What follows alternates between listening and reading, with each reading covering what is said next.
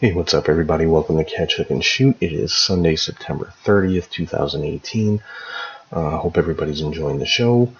Catching it on Podbean, Spotify, iTunes, YouTube, Google Play, wherever you find podcasts. And hope everybody's following on social media, Facebook, Twitter, Instagram, Snapchat. If you ever want to shoot me an email, it's catchhookshoot@gmail.com.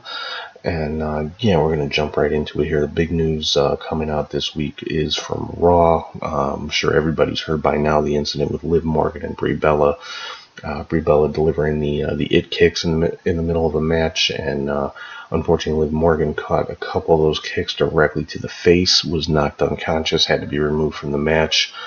From what I've read, she ended up with a concussion, which, I mean, obviously is not a small injury, but could have been much, much worse. I mean, as far as anything I read, there were no broken bones or anything like that.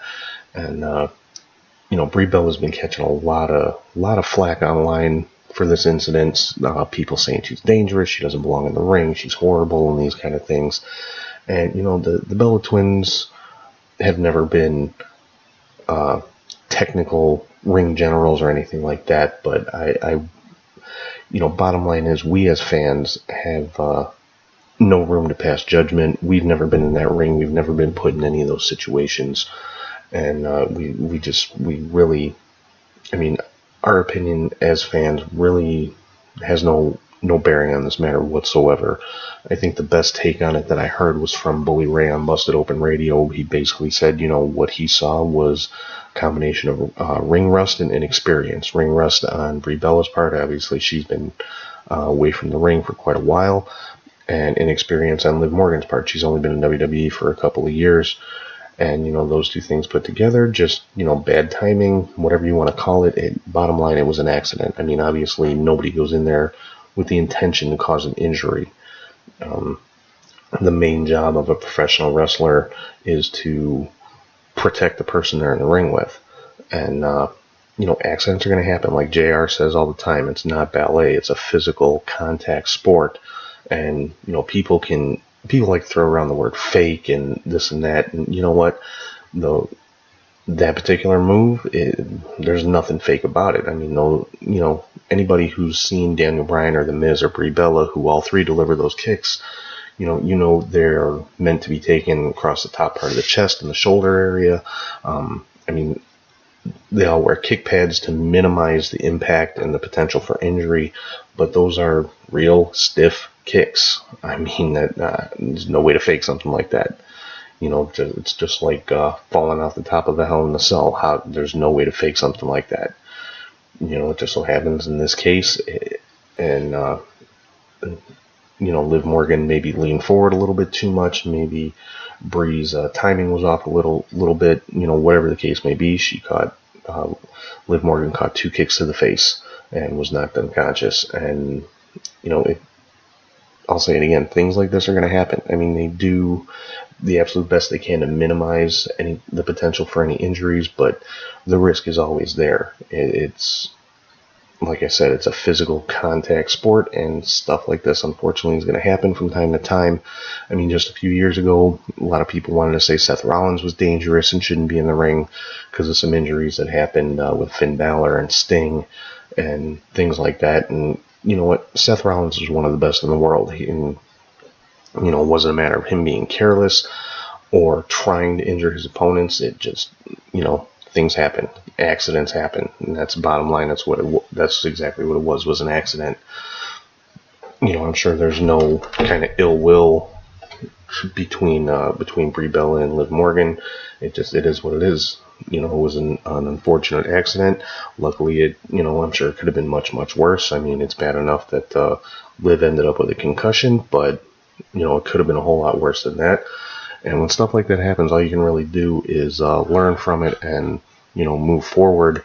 Now, I don't know if they're going to take it to that step of maybe not allowing the it kicks anymore. I mean, there are certain moves in WWE that are banned, like a pile driver. The only person you see using any form of a pile driver anymore is The Undertaker. He's the only one that's allowed to.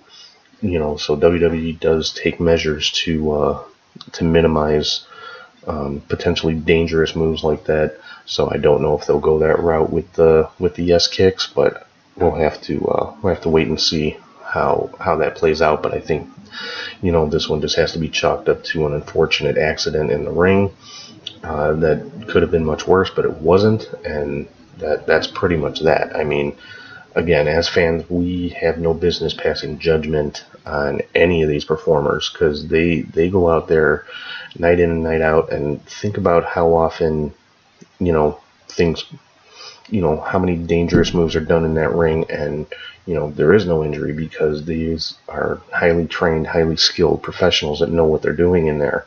But even the most skilled professional technical wrestler in the world can have an accident, can, mistime a move or something like that, and somebody can get injured. It's a risk that every one of these performers take every time they step into a ring, and I mean, that's pretty much all you can say about it. I mean, it is what it is. It was an accident. Obviously, it wasn't intentional, and I think everybody just kind of needs to lay off of Brie Bella and just move on. I mean, it happened. It could have been worse, and Liv will, she'll be back in the ring sooner rather than later, and that's pretty much all that can be said about it. So moving on from that, I'd say probably the big match on Raw this week was the Revival versus Ziggler and McIntyre. It looks like they're trying to build up their tag team division again, which is good. I'm glad to see the Revival in the tag team title picture because they are one of the best teams in WWE, and I'm hoping they're going to be pushed to be one of the top teams in WWE. They definitely deserve a title run, I would think, so hopefully we'll see that sooner rather than later.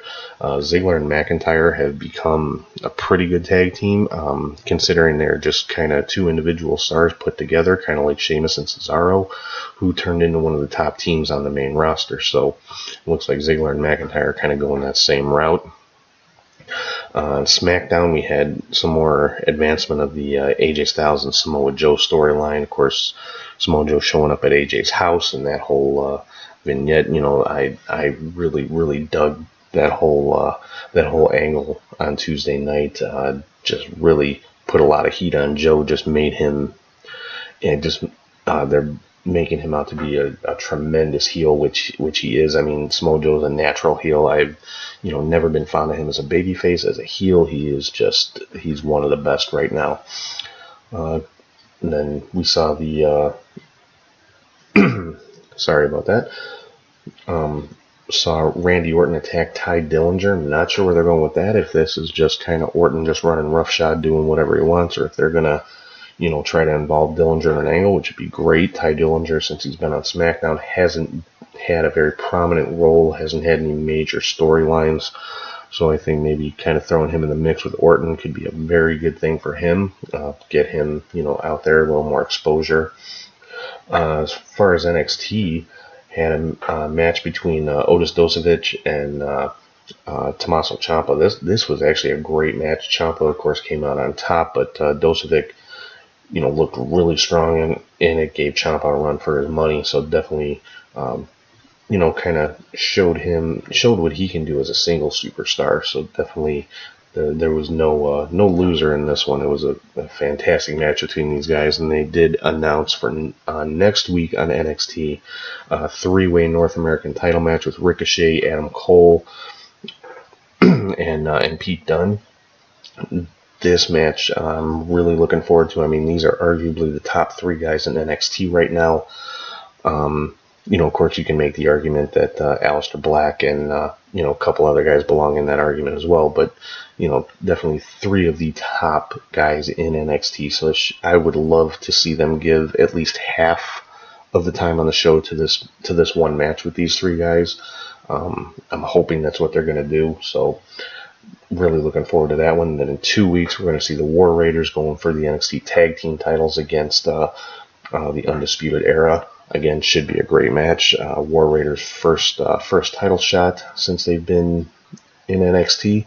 So should be NXT is definitely looking really good. Still, for me, my my favorite WWE show. I mean, I've said it before, if you're a fan of the in-ring product, NXT is definitely the show you should be watching.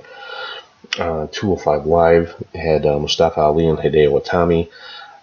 Crazy match. Ali actually did a 450 splash to Itami while he was laying on the apron of the ring, which resulted in a double count out because both guys were basically laid out on the floor. Definitely great job of selling. I don't even know if it was selling or if Ali was actually hurt, because I mean that 450 to the apron was just a sick move. Really could have injured his ribs. I'm hoping not. I'm hoping it's just storyline.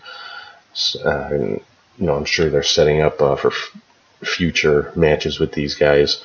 So have to keep watching to see where that goes. But if you missed 205 Live this past week, definitely go back and watch it, because this match was fantastic. As far as Impact Wrestling, I don't think I mentioned it last week, but they did announce that Abyss will be going into the Impact Hall of Fame at Bound for Glory. Definitely well deserved. Abyss, of course, an Impact original, has been with the company since the beginning. Has had opportunities to go to the WWE and has opted to stay with Impact, and definitely honorable on his part. I mean, showing a lot of loyalty to the company where he kind of made his name, and he's the first Impact original with no WWE background to be going into the Hall of Fame. Pretty much everybody else in the Hall of Fame made their name in WWE.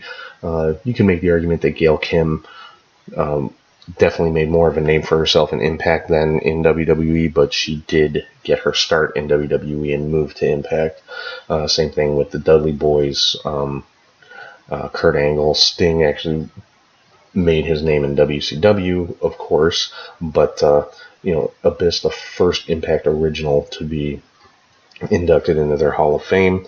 I know a lot of people are pushing for AJ Styles to be inducted, and I'm sure he will at some point.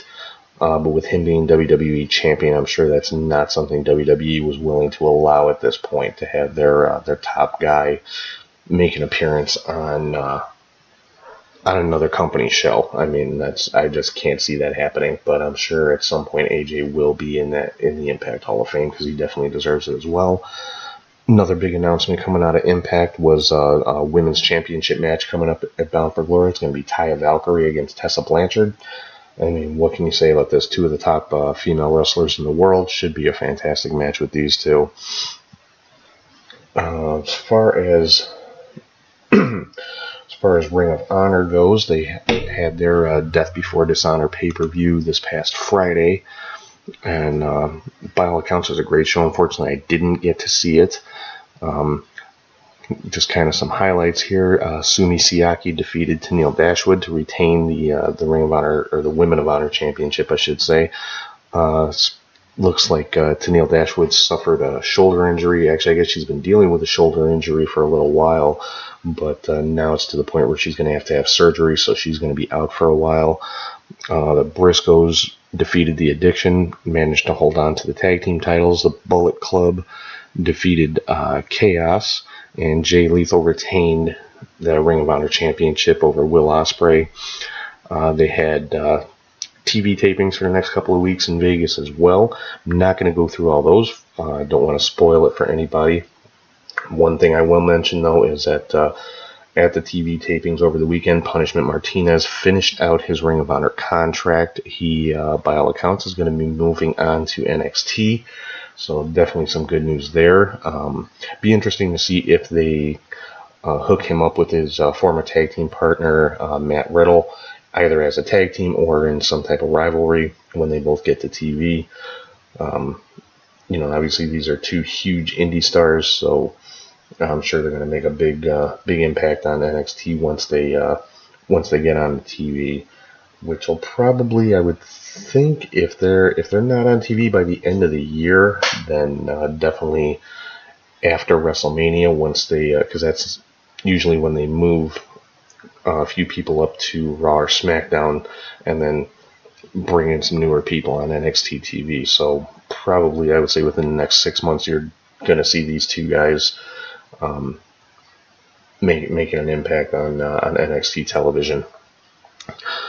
Let's see some more interesting news here. I did read online that I guess Cody and the Young Bucks are talking about releasing an all-in DVD. I'm definitely excited about that. If that's the case, once that comes out, I will definitely be getting my hands on a copy of that. I'm hoping they'll release it with the all the footage from Starcast as well, maybe like a deluxe package or whatever you want to call it that has all of the Starcast footage, all the shows that were on the Fight Network and things like that, and on Twitch and everything.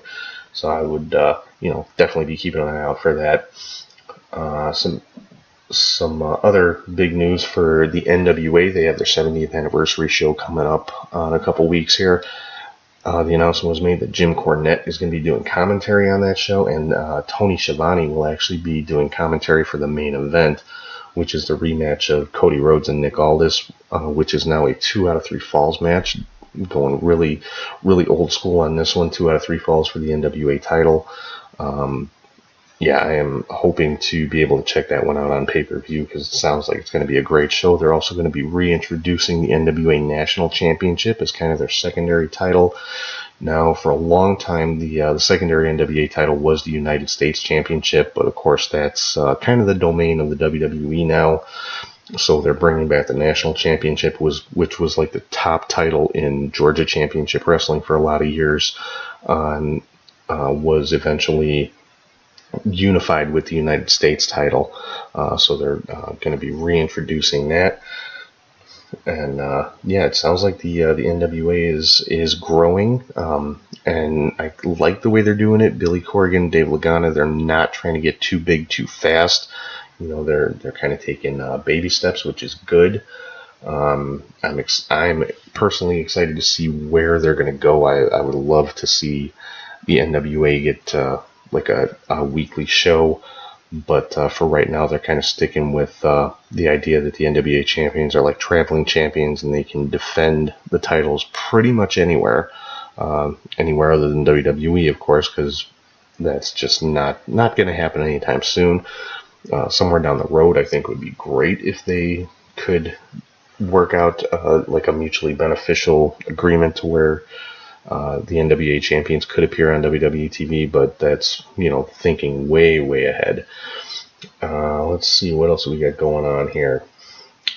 Oh, there was a reunion of sorts at an NXT event this past week. If any of you guys are familiar with the tag team known as the Kings of Wrestling, which was Chris Hero and Claudio Castagnoli, better known as Cassius Ohno and Cesaro. Cesaro made an appearance at the NXT event and got involved in a match, in Cassius Ohno's match, and the fans went wild for it. I'm thinking this is probably just a one-off thing. I can't see them breaking up Cesaro and Sheamus to kind of restart the Kings of Wrestling here. But if they did maybe add Cassius Ohno to the bar in some form or fashion, make it maybe a 3-man team, I don't know. But it was really cool to see the videos out there online. So if you get a chance to check that out, I definitely would, because it was just something really cool to see. Another announcement from WWE, of course, the 1000th episode of SmackDown is coming up in a couple of weeks here, and they made the announcement that Evolution will be reuniting for that show. Evolution, for those that don't remember or weren't watching at that time, is Triple H, Randy Orton, Batista, and Ric Flair. So all 4 of those guys are going to be at the 1000th episode of SmackDown. I'm definitely going to be watching that because Batista, of course, has been out of WWE for a couple of years now, and Ric Flair hasn't been on WWE TV in a little while, so it's going to be really cool to see all 4 of those guys back together. With Randy Orton and the angles that he's been involved in lately, I'm wondering if there's going to be, if Evolution's gonna kind of be getting involved in any of that, or if it's just going to be like an appearance and that's it, really no storyline involvement or anything like that. So we'll have to wait and see.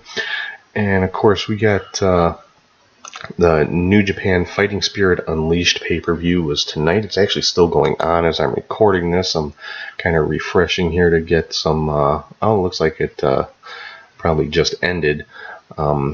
So let's see some of the big matches going on here. Looks like the Addiction defeated the Bullet Club, Hangman Page and Chase Owens. That's a little bit of a surprise to me. Let's see, Gorillas of Destiny, Tama Tonga, and Tongaloa defeated the Young Bucks. That's a huge surprise. So the new IWGP Tag Team Champions are the Gorillas of Destiny. And Cody Rhodes defeated Juice Robinson for the IWGP United States Championship. So Cody Rhodes is now a dual champion in 2 promotions. He is the IWGP United States Champion for New Japan, as well as being the NWA World Heavyweight Champion. So congrats to Cody Rhodes. That's huge. Honestly, to hold both of those titles in 2 different organizations, 2 of the top organizations. I mean, I know a lot of indie wrestlers hold multiple titles across multiple organizations, but to have 2 high-profile titles like that is a pretty big deal. Looks like also in the main event of the night, the Golden Lovers, Kenny Omega and Kota Ibushi defeated Chaos, which was represented by Kazuchika Okada and Ishii. I'm sure that was a great match. I again didn't get a chance to actually watch the pay-per-view. Definitely wouldn't mind going back to check out a few of these matches though, because it looks like it was a great show. And yeah, to me, a couple of surprises there. Like I said, Gorillas of Destiny, new IWGP World Tag Team Champions, and Cody Rhodes is the new IWGP United States Champion. So that's pretty big. And let's take a look here just to confirm.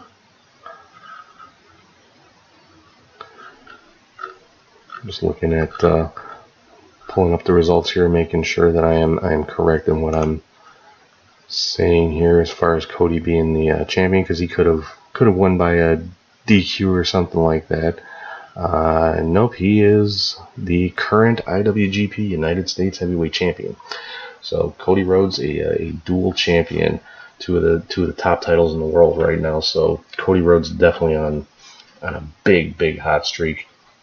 So kind of the topic I wanted to get into on today's show is right now in wrestling there are 10 basically top world heavyweight champions, and I'm talking about the top champions from the main promotions in the world right now, which are Lucha Underground, Impact, Ring of Honor, WWE, NWA, IWGP or New Japan, AAA, and MLW. I'm kind of calling those the top 10 champions. I know that I didn't name 10, but when I say WWE, I'm talking WWE champion, the Universal champion, and the NXT champion. So WWE counts for 3 in this particular list. And what I'm basically doing is ranking these champions from 10 to 1. And as always, this is my opinion. This isn't the end-all, be-all. If you agree with me, great. If you disagree with me, hey, shoot me an email, leave me a comment, let me know what you think. Maybe I got the order wrong or something like that. But I'm going by the current world champions in these 10 company or 10 promotions. So let's kind of jump right into it here. Number 10 on my list, and I'm sure everybody would agree with this for the most part, is WWE Universal Champion Roman Reigns. A big part of being champion, the face of the company, is kind of not only having the company behind you, but having the fans behind you. And unfortunately for Roman, he just doesn't have that. The fan support for him is split at best, which is unfortunate because, like I've said many times, I'm a fan of Roman Reigns. I like what he does in the ring. He doesn't cut the best promos in the world, but hey, not many people do. There's very few guys who you can say cut the best promos in wrestling, and unfortunately Roman Reigns is not one of those guys. So that to me puts him at number 10. Number 9 is the Lucha Underground champion, and this is now the current champion. He's not the champion on TV yet, so if you don't want to know who this is, if you don't want the spoilers as far as who's going to be champion at the end of the current season, hit mute on your computer or your phone for the next 10 seconds. But the number 9 for me, the Lucha Underground champion right now, is Jack Swagger, or I believe he goes by the name of Jake Hager in Lucha Underground. Swagger, again, fantastic in-ring performer, amateur champion, not many people better in the ring than Swagger. But again, I for the purposes of this list, I gotta rank him at number 9. Number 8, I'm putting the AAA champion, Phoenix, who's kind of all over the place. He's in MLW, he's in Impact, he's in Lucha Underground, he's in AAA. I mean, this guy is literally all over the world, and he's currently the AAA Mega Champion, which says he's the number 1 guy in that promotion, and rightfully so. One of the top luchadors in the world. And for this list, like I said, I'm putting him at number 8. Number 7, I'm putting the NXT champion, Tomaso Ciampa, top guy in NXT, one of the best heels in wrestling right now, just based on his promos and his in-ring work and just his attitude. I mean, he is keeping kayfabe alive. He carries that heel persona into his everyday life, in his social media, his interactions with fans. He is probably, I'd put him in the top 2 or 3 heels in WWE right now across all brands. He's one of the absolute best. Number 6, and this is kind of a personal one for me. Maybe you think Ciampa should have been a little higher, but this guy that I have at number 6, he's probably my all-time favorite indie guy, and that's Low-Ki, the MLW World Heavyweight Champion right now. I've loved Low-Ki since the first time I saw him in Impact. Was real excited when I heard he had been signed to WWE a few years back. Of course, that didn't work out. He went through NXT when it was the whole competition type show. Was the winner of his season. It just didn't. I don't know. I guess the WWE crowd just didn't take to him like the indie crowds do, and he just didn't stay there for too long. Asked for his release, went back to the indies, and obviously has been thriving ever since, and is now the MLW World Champion, and I rank him as the number 6 World Champion right now. Number 5 on my list is Impact Champion Austin Aries. Again, I mean, you can say this about pretty much everybody on this list. All of the current World Heavyweight Champions, they're one of the best in the world. If they weren't, they wouldn't be World Champion for their respective company. Now, of course, Aries has a huge title defense coming up against Johnny Mundo, Johnny Impact, John Morrison, whatever his name is this week. Aries has a big title defense against him at Bound for Glory, so he may not be Impact Champion for too much longer, but as of right now, he is the Impact World Champion, and he is, in my mind, the number 5 World Champion currently in professional wrestling. Number 4, Ring of Honor Champion Jay Lethal. Yeah, I mean, what can be said about this guy that hasn't already been said? One of the best indie guys in the world. He's been through Impact. He's been a mainstay in Ring of Honor. I believe a 2-time Ring of Honor champion now, and I had the pleasure of meeting him at Starrcast. Just a really cool guy, really nice guy, and just one of the best in-ring performers. Also a trainer. He's trained a number of current wrestlers out there, and he's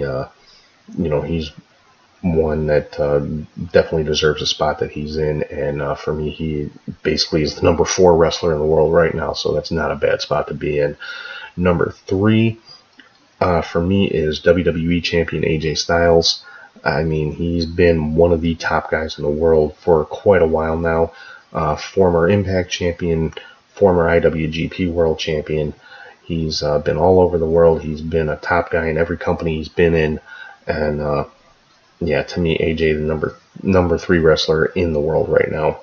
Now, for 1 and 2, this was actually really hard for me to decide between these 2 guys who's going to be number 1. But the person I put in the number 2 spot, the IWGP World Heavyweight Champion, Kenny Omega. Now, a lot of people would say he is the number 1 wrestler in the world right now, and I can't argue with that. If you think he's number 1, hey, I'm not going to argue with you, because he could very easily have been in that spot for me as well.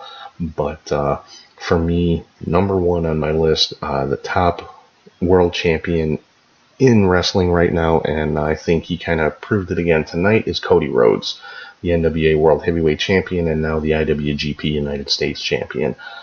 He has just taken his career not even to the next level, but he's upped his game at least 5 or 6 levels since he left WWE. Another one that's been all over the world, spent a little time in Impact, Ring of Honor, New Japan.